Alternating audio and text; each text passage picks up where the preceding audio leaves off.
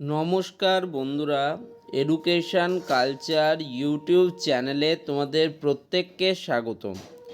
তো আজকে আমি কথা বলবো, তোমরা যারা West Bengal state council of technical and vocational education and skill ডেভেলপমেন্টের আন্ডারে পলিটেকনিক বা ডিপ্লোমা কোর্স করতে চলেছো এবং একইভাবে West Bengal state council for vocational ট্রেনিংয়ের ভিত্তিতে তোমরা যে আইটিআই অর্থাৎ ইন্ডাস্ট্রিয়াল ট্রেনিং ইনস্টিটিউটের যে কোর্সগুলি করতে চলেছো তার বিষয়ে।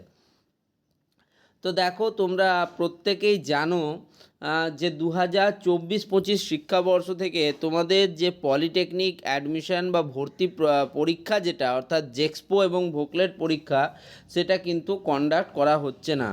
তার বদলে তোমাদের মাধ্যমিকে প্রাপ্ত মার্কসের উপর ভিত্তি করে তোমাদের যে ভর্তি প্রক্রিয়া সেটা কন্ডাক্ট করা হচ্ছে।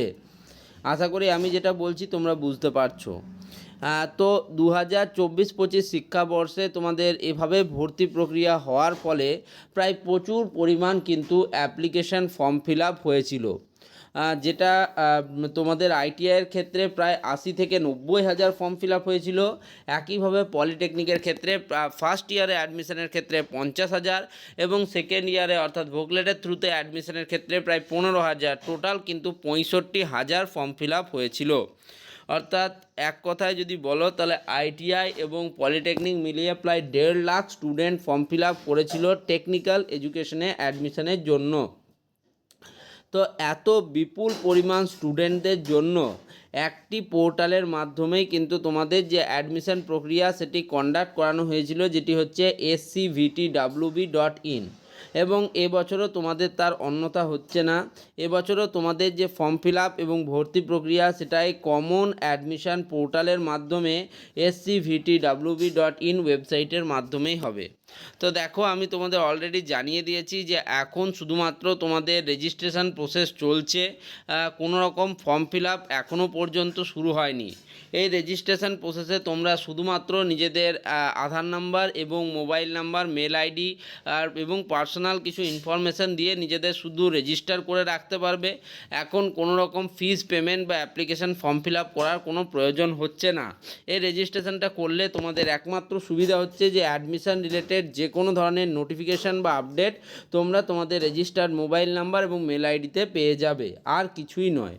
তো দেখো, প্রত্যেক বছর তোমাদের যে ভর্তি প্রক্রিয়া বা অ্যাপ্লিকেশান ফর্ম ফিল আপ সেটা মোটামুটিভাবে ফেব্রুয়ারি মাসের লাস্ট উইক থেকে মার্চ মাসের ফার্স্ট উইকের মধ্যে শুরু হয়ে যায়, কিন্তু আজ অর্থাৎ এপ্রিলের ফার্স্ট উইকে এসেও 2025-26 শিক্ষাবর্ষের ভর্তি প্রক্রিয়া এখনও শুরু হয়নি।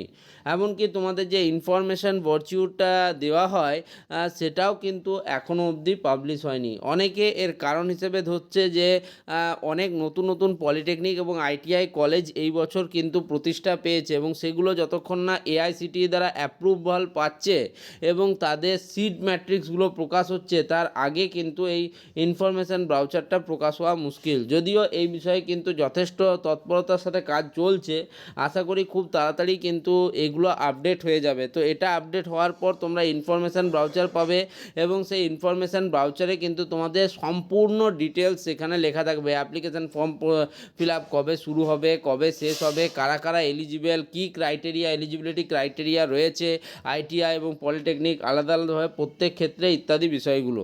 তো তার জন্য আমাদেরকে কিন্তু ওয়েট করতে হবে। এখন আমরা যতই ঝাপাঝাপি করি না কেন, যতদিন না অ্যাপ্লিকেশান ফর্ম ফিল আপ শুরু হচ্ছে ততদিন কিন্তু আমরা বলতে পারি না যে ভর্তি প্রক্রিয়া শুরু হয়েছে। এই অ্যাপ্লিকেশান ফর্ম ফিল আপ হবে মাস 2 বা মাস 3 এবং তারপরে তোমাদের মেরিট লিস্ট প্রকাশ এবং তারপরে চয়েস ফিলিং এবং কাউন্সিলিং এবং অ্যাডমিশন প্রক্রিয়া। অর্থাৎ সেক্ষেত্রে যদি আমাকে বলো অ্যাপ্লিকেশান ফর্ম ফিল আপ শুরু হওয়ার পরেও কিন্তু 5 থেকে 6 মাস তোমাদের এই ভর্তি প্রক্রিয়া চলবে।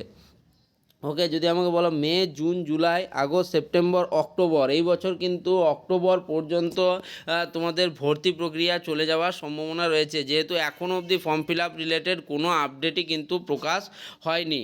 তো যাই হোক, মোটামুটিভাবে যদি বলো এলিজিবিলিটি ক্রাইটেরিয়া অনেকেই জানো, অনেকে জানো না। যারা জানো তাদেরকে একটু জানো না তাদের জানিয়ে দিই যে আইটিআই অ্যাডমিশনের ক্ষেত্রে দুটো গ্রুপ হয়, একটা হচ্ছে ই গ্রুপ, একটা হচ্ছে এম গ্রুপ। ই গ্রুপে অ্যাডমিশনের ক্ষেত্রে তোমাদের ক্লাস 8 পাস হতে হয় এবং সেখানে কিন্তু 1 বছর মাস ইত্যাদি কোর্স বেশি অ্যাপ্লিকেবল থাকে। এম গ্রুপের ক্ষেত্রে তোমাদের মাধ্যমিক বা ইকুইভ্যালেন্ট সেকেন্ডারি এক্সামিনেশন পাস করতে হয়, সেক্ষেত্রে তোমাদের কিন্তু অনেক বিভিন্ন ধরনের ট্রেড তোমরা পাও, যেটাও কিন্তু 6 মাস থেকে 2 বছর পর্যন্ত হয়।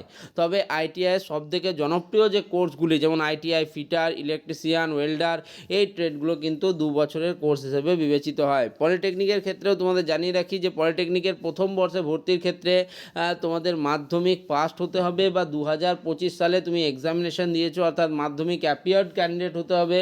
ঠিক আছে, তো তোমরা কিন্তু বিভিন্ন কোর্সেস যেমন সিভিল ইঞ্জিনিয়ারিং থেকে শুরু করে অটোমোবাইল ইঞ্জিনিয়ারিং পর্যন্ত বিভিন্ন কোর্সেসে অ্যাডমিশান নিতে পারো। একইভাবে যারা ডিপ্লোমার ভাবছো যে সেকেন্ড ইয়ারে ডাইরেক্ট অ্যাডমিশান নেবে ট্রেড ভিত্তিক, তাদের কাছে উপায় হচ্ছে যে তাদের 2 ইয়ার্সের ভোকেশনাল কোর্স বা সায়েন্স সহ ক্লাস 12 পাস থাকতে হবে, বা তোমাদের কিন্তু 2 ইয়ার্সের আইটিআই কমপ্লিট করতে হবে। অর্থাৎ প্রারম্ভিক ধাপ হিসেবে আইটিআই এবং তারপরে কিন্তু পলিটেকনিক।